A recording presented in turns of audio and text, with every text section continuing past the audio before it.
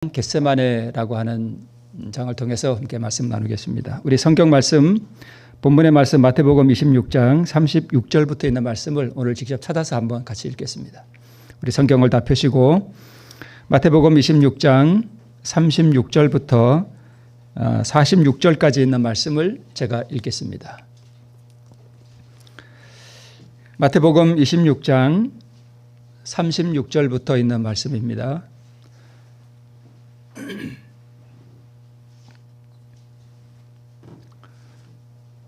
네, 마태복음 26장 36절부터 있는 말씀. 이에 예수께서 제자들과 함께 겟세마네라는 곳에 이르러 제자들에게 이르시되 내가 저기 가서 기도할 동안에 너희는 여기 앉아 있으라 하시고 베드로와 세베대의 두 아들을 데리고 가실새 고민하고 슬퍼하사 이에 말씀하시되 내 마음이 심히 고민하여 죽게 되었으니 너희는 여기 머물러 나와 함께 깨어 있으라 하시고 조금 나아가서 얼굴을 땅에 대시고 엎드려 기도하여 가라사대 내 아버지여 만일 할만하시거든 이 잔을 내게서 지나가게 하옵소서. 그러나 나의 원대로 마옵시고 아버지의 원대로 하옵소서 하시고 제자들에게 오사 그 자는 것을 보시고 베드로에게 말씀하시되 너희가 나와 함께 1시 동안도 이렇게 깨어 있을 수 없더냐. 시험에 들지 않게 깨어 있어 기도하라. 마음에는 원이로되 육신이 약하도다 하시고 다시 두 번째 나아가 기도하여 가라사대 내 아버지여 만일 내가 마시지 않고는 이 잔이 내게서 지나갈 수 없거든 아버지의 원대로 되기를 원하나이다 하시고 다시 오사 보신즉 저희가 자니 이는 저희 눈이 피곤함일러라.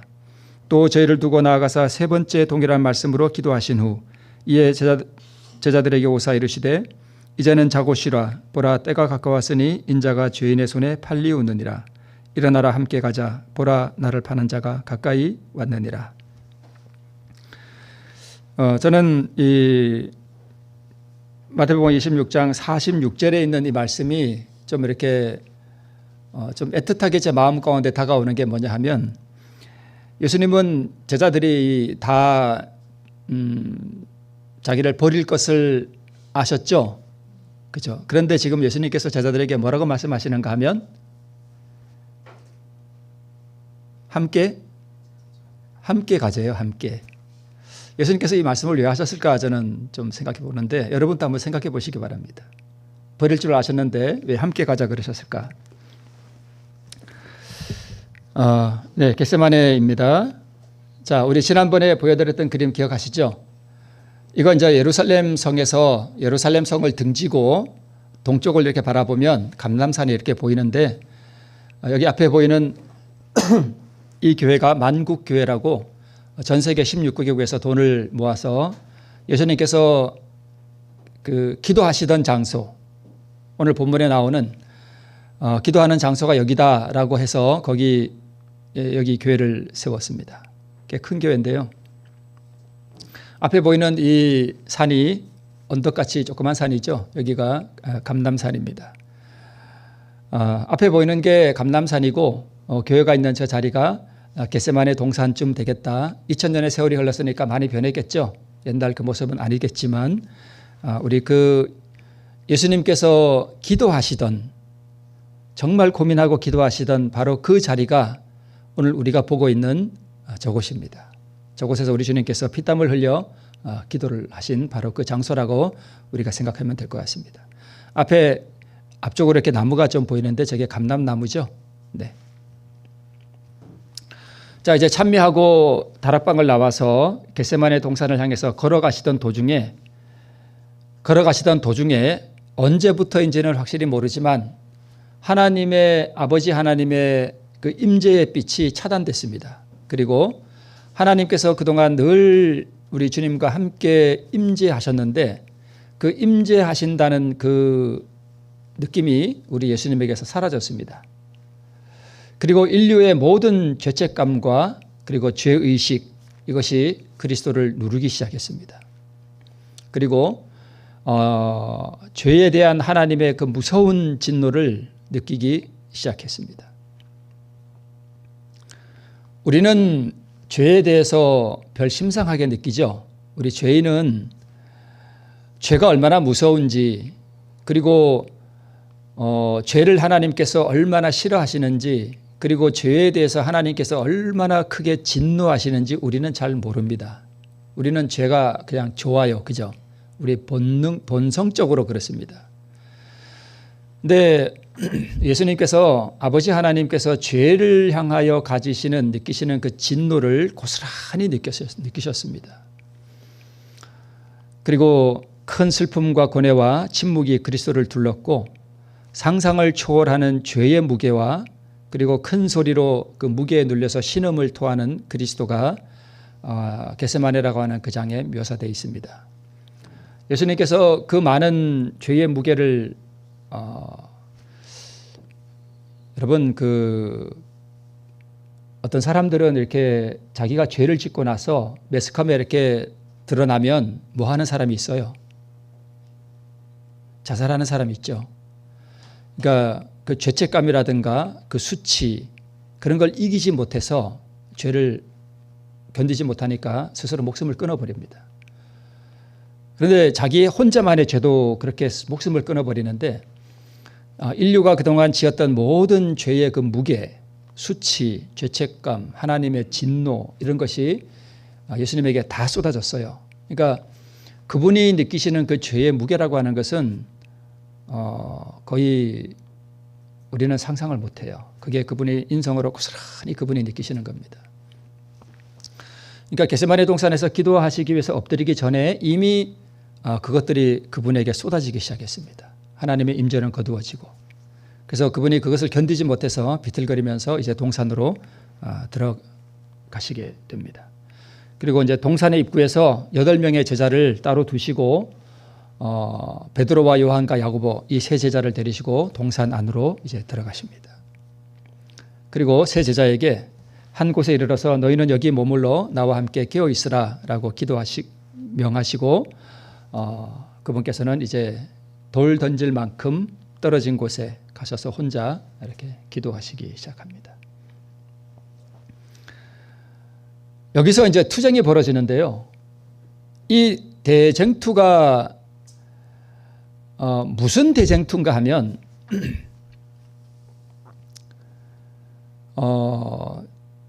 사단은 지금 예수님에게 인류를 위하여 죄의 짐을 지고 구속주가 되라는 것을 뭐 해라? 포기해라.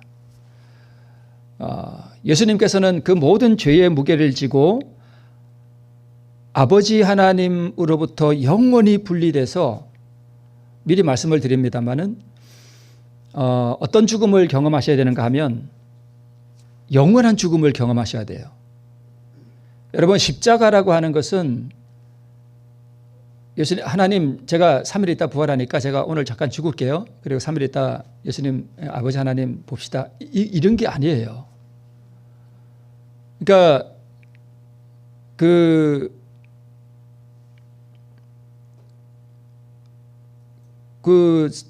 두려움 그다음에 아버지로부터 분리된다는 걸 우리는 잘 몰라요. 그죠? 저도 모릅니다. 저도 모르면서 지금 여기 서서 설교하는 거예요. 웃기죠? 웃긴 건 아니지만 어떻게 보면 참 웃긴 거예요. 그죠? 그걸 저도 잘 모르는데 제가 이렇게 설교한다는 게 좀 그래요. 그래도 해야지 어떻게 해요. 그죠? 아버지와 영원히 분리된다는 게 얼마나 두려운지는 저도 모르고 어떤 인간도 잘 모릅니다. 오직 예수님만이 그걸 아셔요. 그걸 예수님이 겪으시면서 자기를 영원한 사망에 둘 때 포기할 때 그분에게 이르러 온 그 고민, 두려움, 슬픔 그걸 우리는 잘 몰라요. 그러니까 그 상황에서 본인은 영원한 생명을 자기의 생명을 영원히 버려야 되고 사단은 그거 버리지 마라 라고 유혹을 하고 하는 이 큰 투쟁이 지금 이 겟세마네 동산에서 벌어지는 것입니다. 광야에서는 그리스도가 승리자가 되셨죠. 이제 패권을 결정짓는 마지막 투쟁이 예수님과 직접 이 겟세마네 동산에서 그 투쟁이 벌어지는 것입니다.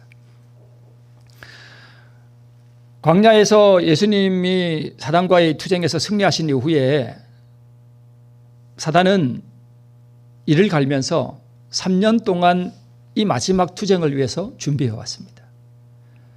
그러니까 얼마나 철저하게 준비했을까요? 사실 성경이나 또는 이 시대소망에도 그 투쟁이 어떠했는지에 대해서는 정확하게 묘사하고 있지 못하다고 저는 생각합니다. 3년 동안 하여튼 이것을 준비해 왔고 인류를 위하여 자신의 생명을 영원히 내놓는 일을 예수님이 선택할 것이냐, 아니면 인류를 포기하고 자기 생명을 지키고 그냥 하늘로 돌아갈 것이냐 하는 이 투쟁이 지금 벌어지는 것입니다. 예수님이 우리를 위하여 생명을 즐겨 버리시기로 하늘에서 이미 선택하셨고 그게 쉬운 일처럼 보이지만 사실 이것이 그분에게는 너무나 고통스럽고 정말 불가능한 것처럼 어려운 일이었던 것으로 보입니다. 그만큼 이것이 그분에게는 또 고통스러운 일이었고 그랬던 것으로 보입니다. 그래서 그가 만일 여기서 실패하면, 여기서 그가는 사단이죠. 그가 여기서 실패하면 패권을 잡으려던 그의 희망은 좌절될 것이며 세계는 마침내 그리스도의 나라가 될 것이고 그 자신도 실패하고 결국은 영원한 사망으로 내쫓길 것이었죠. 그러나 만일 예수님이 실패하신다면 지구는 사단의 왕국이 될 것이고 인류는 영원히 그의 권세 아래 있게 될 것이었습니다. 만약 그때 예수님이 실패하셨다면 어떻게 됐을까요? 예수님은 그냥 하늘로 돌아가셨을 것이고 하늘에서 누가 내려와야 될까요? 아니, 사단 말고 모세도 내려와야 되고요. 엘리야도 내려와야 되고 에녹도 다 쪼개서 내려와야 됩니다.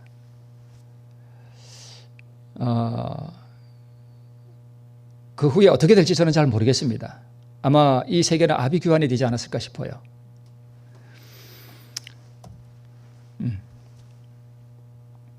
자, 예수님은 물론 3일 있다 부활할 것을 그분이 아셨어요. 그런데 자신의 생명을 내놓는다는 것은 무슨 뜻이냐면 그분의 생명을 영원히 포기하는 거예요. 부활을 장담할 수 없습니다. 이걸 어떻게 이해할 수 있을까? 그러니까 사단은 예수님이 기도할 때 그 옆에 와서 자기 생각을 계속 예수님에게 불어넣었습니다.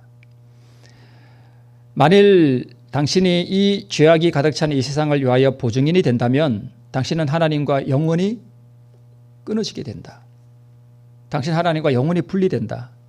라고 지금 말하고 있고, 그리고 그분은 나의 왕국에 동화될 것이고 다시는 하나님과 하나가 될 수 없을 것이라고 사단이 이렇게 자기의 생각을 풀어넣었는데 예수님이 사단이 지금 예수님에게 불어넣고 있는 그 음성, 그 영향력, 그 파워, 어떤 그것을 예수님이 인성으로 고스란히 그것을 견딘다고 하는 것은 상당히 굉장히 어려웠던 일로 보입니다.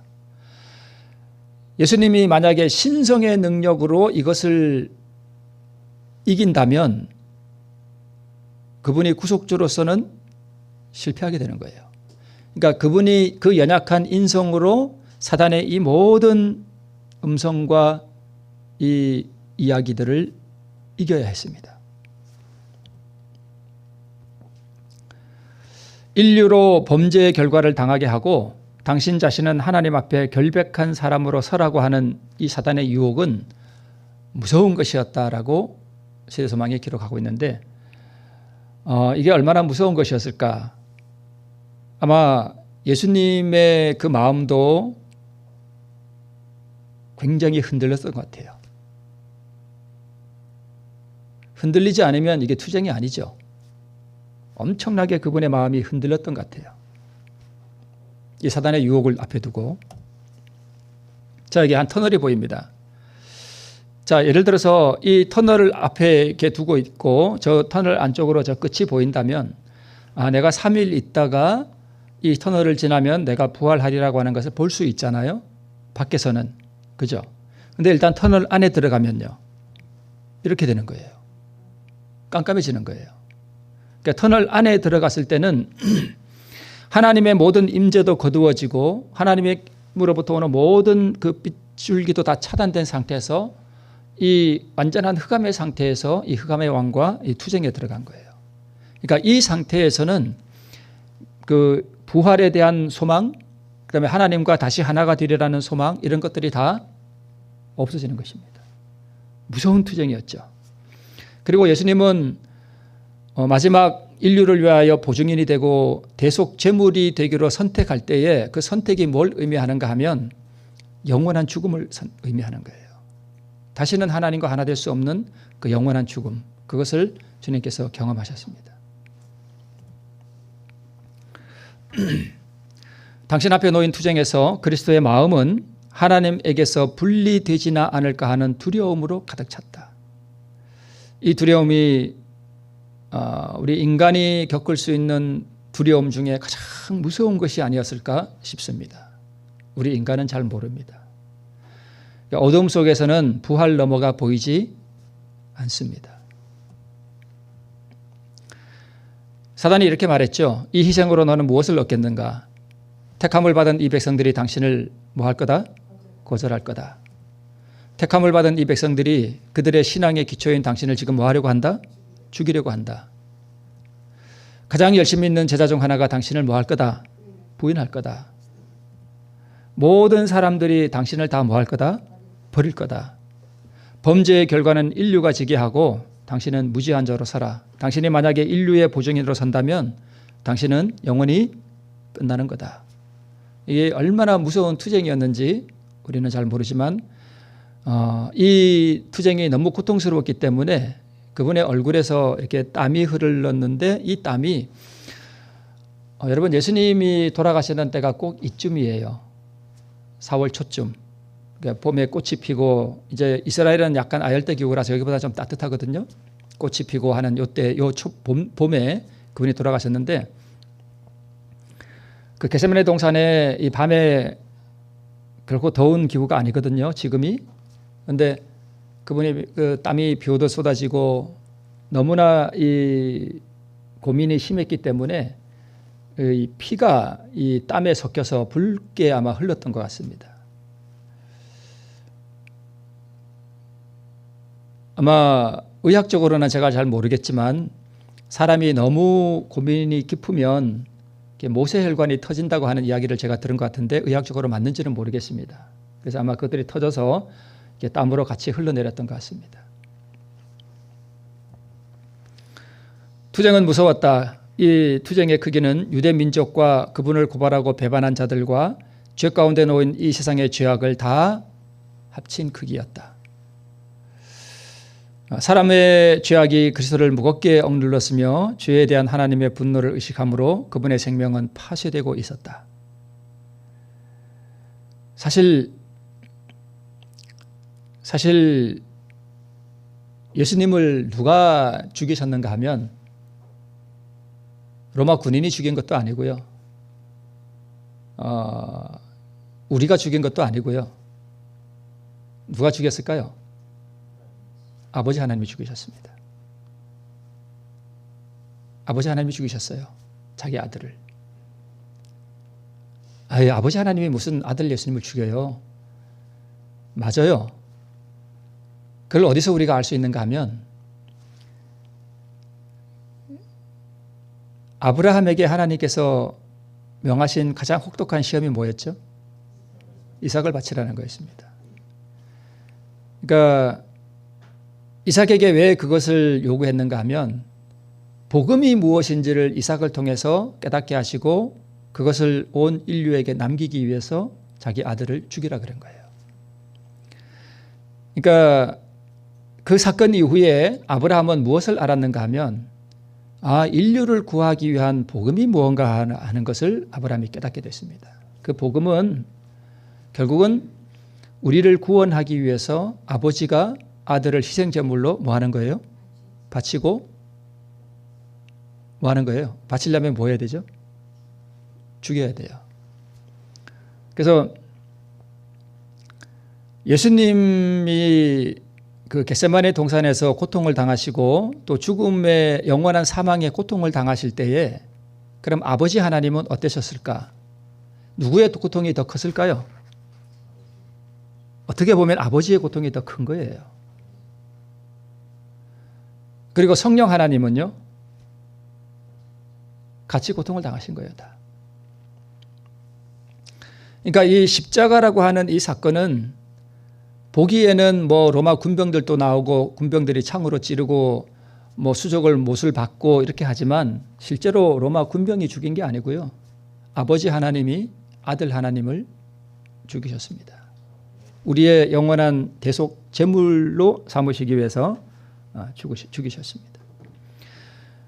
그래서 아버지 하나님의 모든 인류의 죄가 다 예수님에게 다 그대로 씌워졌습니다. 그래서 인류의 모든 죄인들을 향한 아버지의 그 죄를 향한 그 무서운 진노가 다 누구에게 쏟아지고 있었는가 하면 아들에게로 쏟아지고 있었습니다. 그러니까 실제로 아버지는 그 아들에게 뭐 하신 거예요? 진노하신 거예요. 그래서 죄를 향한 모든 진노를 아들에게 다 쏟아 부으셨습니다. 그걸 느끼신 거예요, 예수님이. 그러니까 그러니까 내가 뱀이 된 거죠. 뱀이 되고 모든 죄 그 자체가 된 거죠. 죄 자체.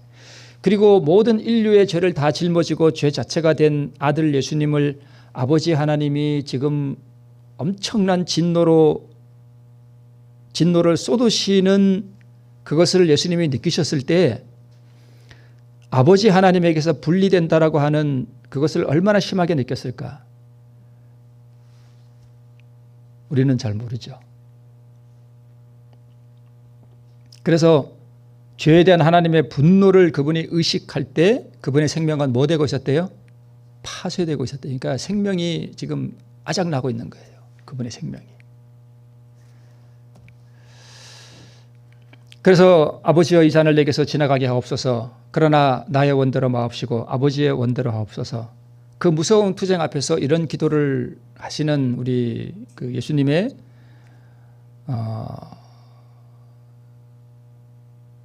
이걸 뭐 제가 어떻게 설명할 수 있을까요? 이 무서운 투쟁 가운데 기도하실 때 제자들은 지금 뭐 하고 있어요? 자고 있어요. 콜콜 자고 있어요. 참 이걸 어떻게 설명할 수 있을까요? 그러니까 이게 어떤 의미로는 이런 거예요. 우리가 다 죄인이잖아요, 그죠?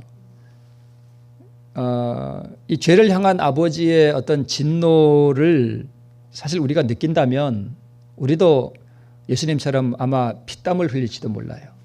근데 우리는 죄 의식도 별로 느끼지도 못하고 지금 뭐 하고 있어요? 잘 자고 있어. 잘 자고 잘 먹고 잘 놀러 다니고 맛있는 거 찾아 먹으러 다니고 그러고 우리는 다닌다니까요. 죄가 얼마나 두렵고 무서운지 우리는 잘 몰라서 그래요. 예수님만이 이것을 온전하게 그것을 느끼셨습니다.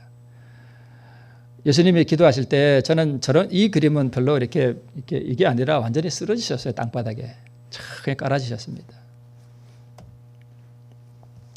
다시 기도의 자리로 나가시고 초인간적인 고통과 피땀이 흐르고 다시 제자들에게 오시고 여전히 잠들어 있는 제자들을 보시고 마음은 오늘로다 육신이 약하도다 라고 하면서 그 자는 제자들을 불쌍히 여기시는 우리 주님의 그 온전하고 그 풍성한 의를 우리가 엿볼 수 있습니다. 다시 세 번째 기도의 자리로 가시고 세 번째 동일한 기도를 하셨습니다. 그러니까 이 기도를 3번 하신 거예요. 아버지 이 잔을 내게서 지나가게 하옵소서.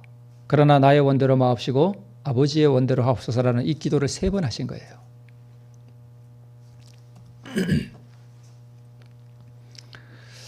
세계의 운명이 결정되려고 하는 그 두려운 순간 지금이라도 범죄한 인류가 마셔야 할 잔을 그분은 거절하실 수도 있으셨습니다. 지금도 이 일은 너무 늦지 않았습니다. 이마에서 흐르는 피땀을 씻어버리고 죄 가운데 인류가 멸망하도록 버려두고 그분은 떠나가실 수도 있었습니다. 저는 겟세마네 하면 항상 떠오르는 게 제 어머니예요. 한번 제가 말씀드렸죠. 제가 참 그렇게 좋지 못한 가정에서 자라서 저희 어머님이 맨날 도망을 다니셨는데 제일 많이 도망간 게 40일 도망가셔서 집에 안 들어오신 적이 있습니다. 아시죠? 들으셨죠, 여러분?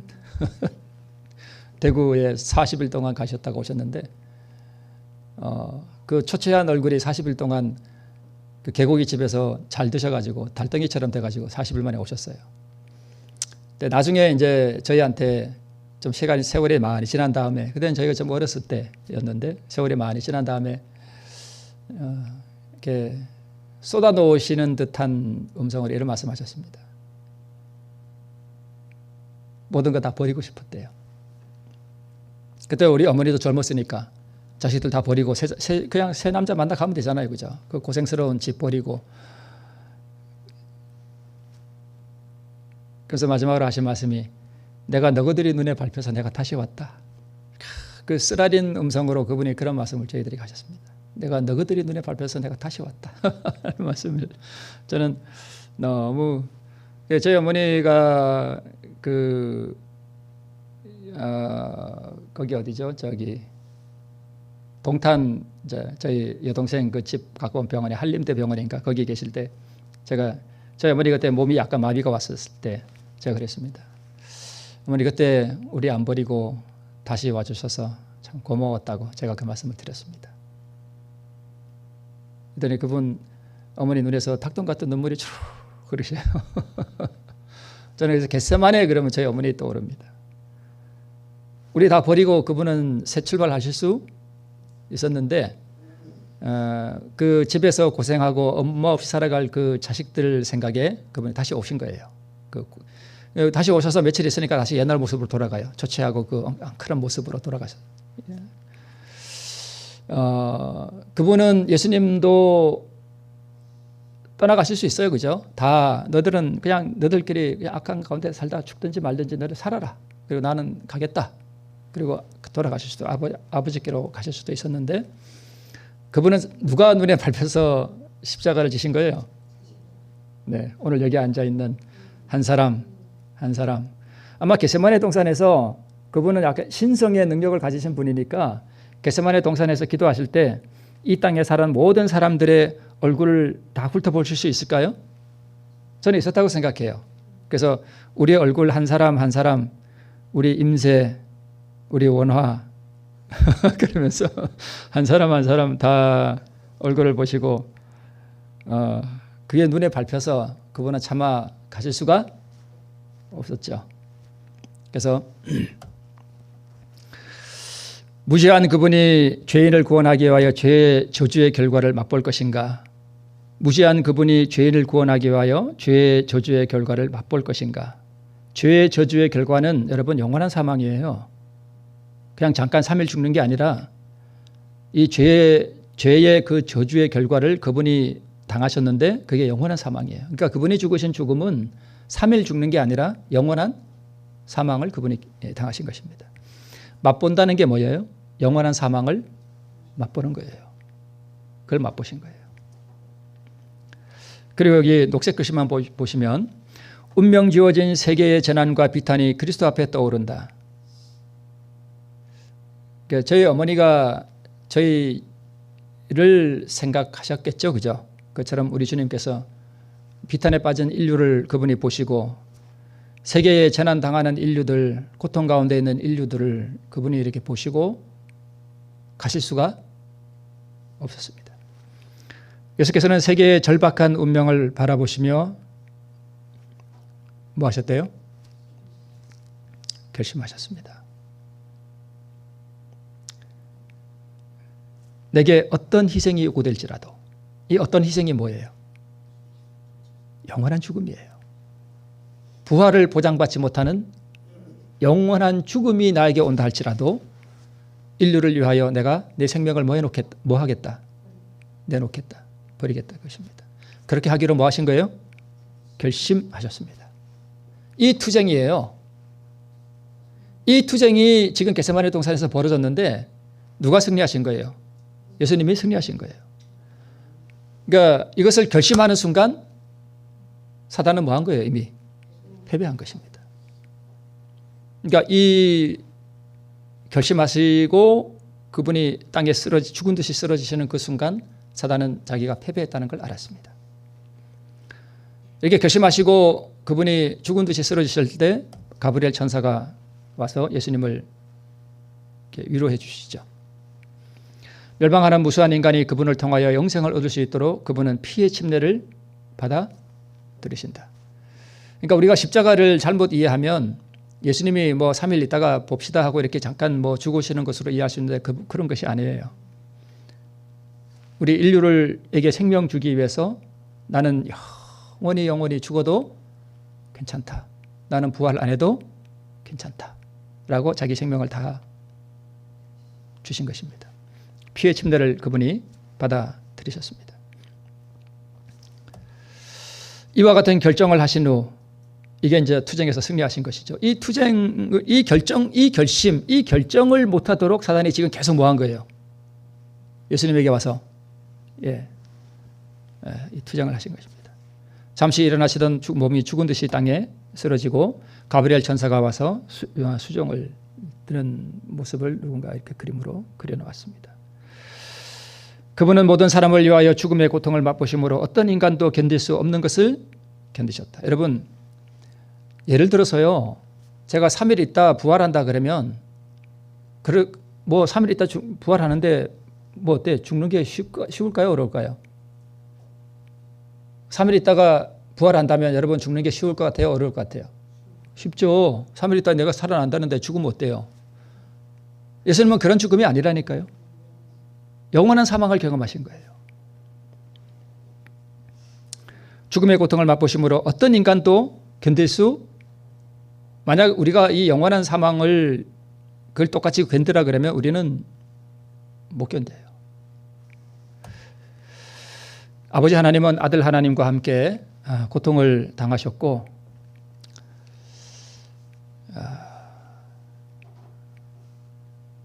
죽을 수밖에 없는 인생들이 그의 사랑하는 아들로부터 당신의 빛과 사랑과 영광을 거두시는 아버지를 침묵과 슬픔 가운데서 지켜보았던 수많은 천사들의 놀라움을 바라볼 수 있었다면 그들은 하나님 보시기에 죄가 얼마나 불쾌한지를 좀 더 잘 깨달을 것이다. 죄는 하나님 보시기에 너무 불쾌한 것입니다. 죄가 얼마나 더럽고 가증하고 하나님의 진노를 부르며 하나님 보시기에 불쾌하고 추한지, 그것이 얼마나 무서운 것인지를 제대로 아는 인생은 아무도 없습니다. 성령의 비추임을 통해 어렴풋이 깨달을 뿐입니다. 우리가 죄를 있는 그대로 보면 즉시 죽어버립니다. 자, 이제 마지막입니다. 이제 세 번째, 그분이 기도를 하시고 결심하시고 난 다음에 가브리엘 천사가 왔고, 가브리엘 천사가 떠나고, 곧이어 누가 왔어요?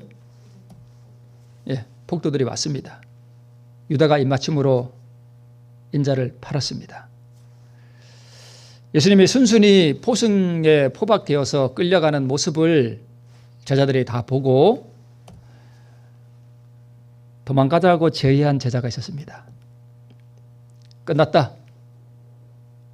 이제는 예수님이 이렇게 포박되어 가지고 끌려가는 모습을 보면서 분노를 느꼈습니다. 그리고 실망하고 슬픔 가운데, 공포 가운데 이제는 우리의 목숨을 구하자, 우리 다 도망가자라고 제의한 제자가 있었습니다. 누구였을 것 같습니까? 베드로였습니다. 다 주를 버릴지라도 나는 언제든지 버리지 않겠나이다 라고 말했던 베드로가 제자들에게 우리 도망가자 라고 말했습니다. 그 소리를 듣고 다들 걸음 하나 살려라 하고 다 도망가 버렸습니다. 버림받은 구주, 홀로 포도즙 틀을 밟으시는 구주, 인류를 위해 자신의 생명을 영원히 아주 주시는 구주, 그분이 오늘 나를 위해서 겟세마네에서 피땀을 흘려 기도하시던 그 모습을 우리가 살펴보았습니다. 죄를 향한 하나님의 진노 우리가 기억하시고, 죄가 얼마나 더럽고 추한지, 그리고 그것이 하나님 아버지의 얼마나 큰 진노와 분노를 불러일으키는지 우리 다시 한번 기억하시고, 그 죄의 짐을 지신 우리 구주를 사랑하시고 죄를 포기하고 버리고 우리 주님을 따라 동행하는 우리 모두가 되기를 바라면서 말씀을 줄입니다.